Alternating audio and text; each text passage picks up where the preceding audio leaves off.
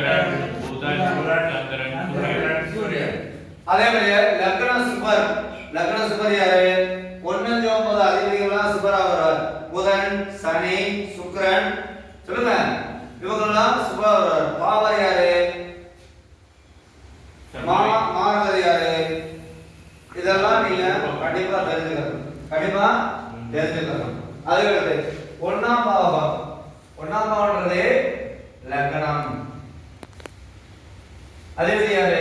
புதன். எங்க நிற்கிறாரு?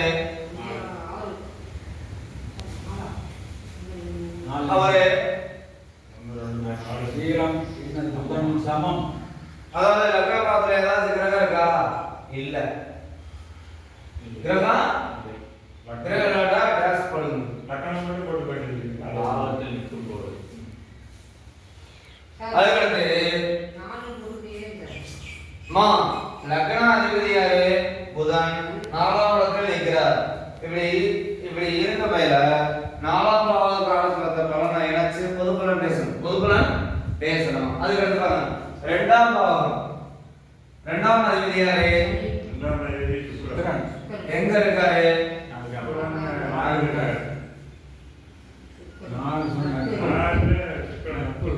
அப்ப 2ல என்ன கிரகம் இருக்கு? சனி.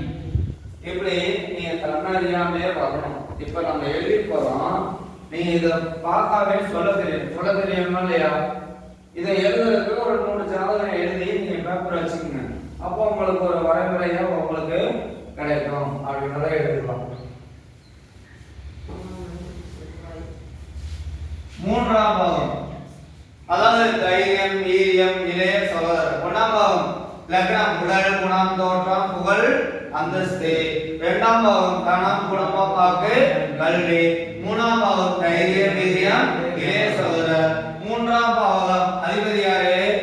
செவ்வாய். எங்க இருக்காரு?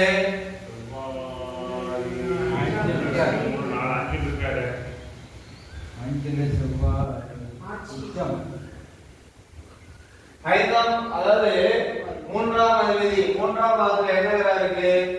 சூரியன், கேது. இருப்பது சிறப்பா சிறப்பு இல்லையா? சிறப்பு இல்லை. சிறப்பு ஏன்? 12ஆம் அதிபதி 3ஆம் இடத்தில் இருக்கா. ராகு கேதுவுக்கு சொந்த வீடு கிடையாது.